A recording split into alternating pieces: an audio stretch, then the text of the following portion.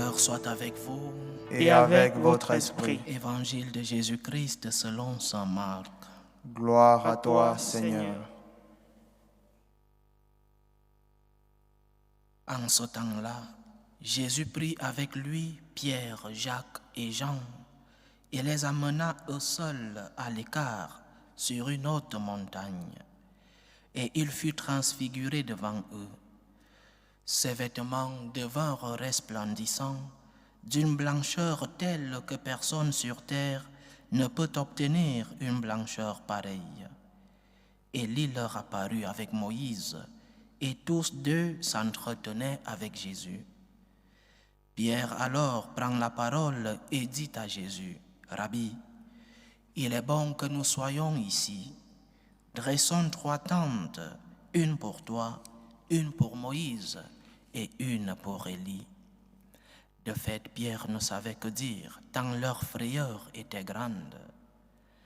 Survint une nuée qui les couvrit de son ombre, et de la nuée, une voix se fit entendre. « Celui-ci est mon fils bien-aimé, écoutez-le. » Soudain, regardant tout autour, ils ne virent plus que Jésus seul avec eux.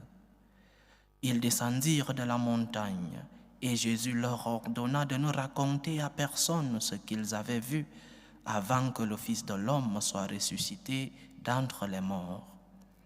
Et ils restèrent fermement attachés à cette parole, tout en se demandant entre eux ce que voulait dire « ressuscité d'entre les morts ». Acclamons la parole de Dieu. Louange à toi, Seigneur Jésus. Tous les événements de la vie de notre Seigneur renferment beaucoup d'enseignements. Tous les événements, depuis l'Annonciation jusqu'à l'ascension du Seigneur, il y a beaucoup d'enseignements dans toutes les situations et tous les événements qu'a vécu notre Seigneur. La transfiguration est un moment de lumière, un moment de gloire. Le Seigneur a voulu donner à ces 3 intimes ce moment de lumière pour que lorsque la croix arrivera, elle est arrivée, qu'ils ne succombent pas. Un moment de gloire, un moment de ressourcement, un pèlerinage, une retraite spirituelle. Le Seigneur a voulu que ces 3 expérimentent ce moment de gloire pour que la croix prochaine ne soit pas si difficile à porter pour eux. Et le Seigneur, à nous aussi, nous montre dans notre vie ces moments de gloire.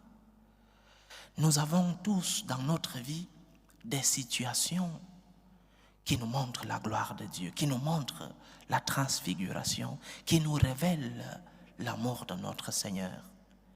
Il y a des moments très importants dans notre vie où nous avons expérimenté très vivement et très pleinement l'amour de Dieu. C'est vrai que nous expérimentons cet amour de Dieu chaque jour de notre vie, mais il y a des moments spéciaux où le Seigneur a voulu te remplir de son amour et te révéler qui il est, te montrer, te démontrer qu'il n'est pas si loin de toi.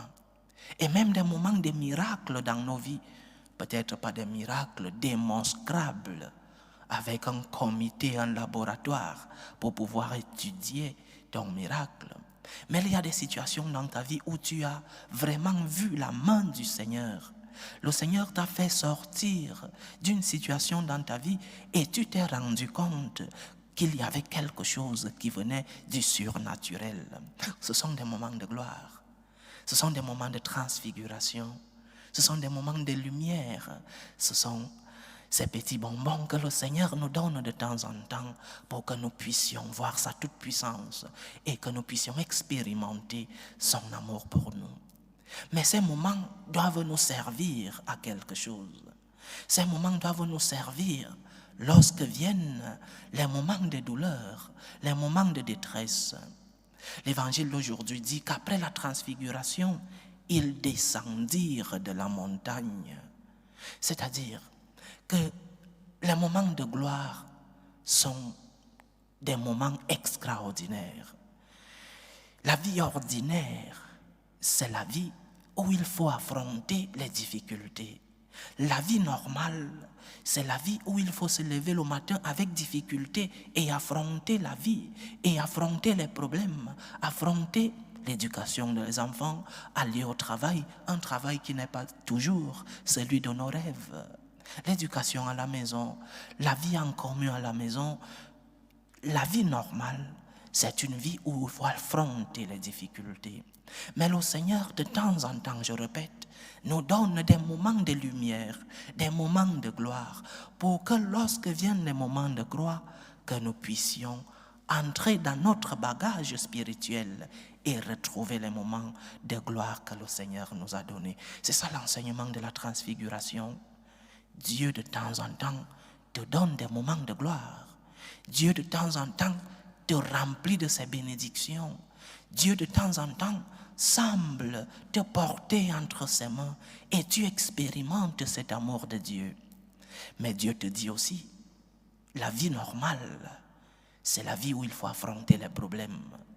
La vie normale, ce n'est pas seulement la transfiguration. Les disciples, les apôtres du Seigneur, ces trois intimes n'ont pas vécu toute leur vie à la montagne, parce que le Seigneur leur a dit, descendons de la montagne. Allons affronter la vie normale. Et c'est l'enseignement pour nous, chers frères et sœurs. Lorsque tu expérimentes l'amour de Dieu, lorsque tu expérimentes les grandes bénédictions du Seigneur, lorsque tu expérimentes ta montagne, parce que le Seigneur t'a fait monter, tu as un succès dans ton travail, dans tes études, dans ta relation, tes relations avec tes amis, dans ton foyer, il y a des moments de gloire. Mais lorsque viennent les moments de souffrance, tu ne dois pas vivre comme cet enfant qui veut toujours rester entre les bras de sa mère. Et lorsque sa mère le dépose au sol ou sur le lit, commence à pleurer. Nous devons avoir une relation avec Dieu, une relation des personnes adultes. Et les personnes adultes savent bien vivre, remercier pour les moments de gloire.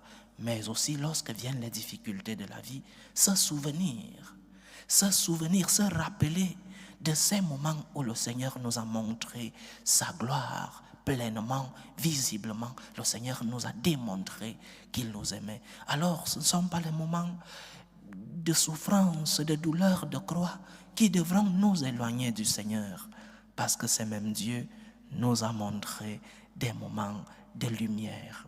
Et dans tes moments de lumière, beaucoup perdent, beaucoup ne savent pas gestionner leurs moments de succès. Et lorsque viennent tes moments de succès, comment agis-tu? Tu deviens ivre de succès jusqu'à tu t'éloignes de celui-là qui te fait vivre ces moments de gloire. Remercie le Seigneur dans tes moments de succès. Remercie le Seigneur dans tes moments de gloire. Et c'est cette gratitude qui t'aidera à bien vivre tes moments de croix. C'est cette gratitude parce que tu sais reconnaître la main du Seigneur. Lorsque tout va bien, tu pourras faire confiance au Seigneur lorsque les moments de croix arriveront. Donc, la gratitude nous sauve dans nos moments de succès, dans nos moments de gloire. Lorsque tout semble rouler comme sur des rails, lorsque tout semble aller si bien dans notre vie, sachons lever le regard vers le ciel, remercier le Seigneur pour ses dons, reconnaître malgré nos efforts, parce qu'il faut se lever pour aller travailler, malgré nos efforts, parce qu'il faut étudier pour avoir de bonnes notes et un bon travail. Oui, nous collaborons avec cette grâce de Dieu, mais lever les yeux vers le ciel et dire au Seigneur, je te dis merci. Je reconnais ta main dans ma vie. Je reconnais ce moment de transfiguration. Je reconnais ce moment de lumière dans ma vie. Et lorsque viendra le moment de la croix, ça va faire confiance au Seigneur. Je te fais confiance, Seigneur. De même que tu m'as fait voir des moments de succès, tu permets que je passe ces moments de croix pour pouvoir fortifier mes jambes, pour pouvoir fortifier ma relation avec toi. Les moments de croix servent aussi à nous purifier, à nous fortifier. Donc, que le Seigneur nous montre plus de moments de transfiguration, plus de moments de lumière, mais qu'il nous enseigne aussi à descendre de la montagne. Ils descendirent de la montagne. La vie normale n'est pas que faite de succès. La vie normale, c'est la vie où il faut affronter les difficultés avec le Seigneur. Ils descendirent de la montagne, ils n'ont pas laissé Jésus à la montagne, ils descendirent avec lui. Vis tes moments de succès avec le Seigneur, vis aussi tes moments de difficulté, tes moments de croix avec lui. Par lui, avec lui et en lui. Il est le Seigneur qui nous accompagne. Il doit être celui-là qui nous accompagne dans nos moments de succès et celui-là qui fortifie nos jambes dans nos moments de croix. Loué soit Jésus-Christ. À jamais.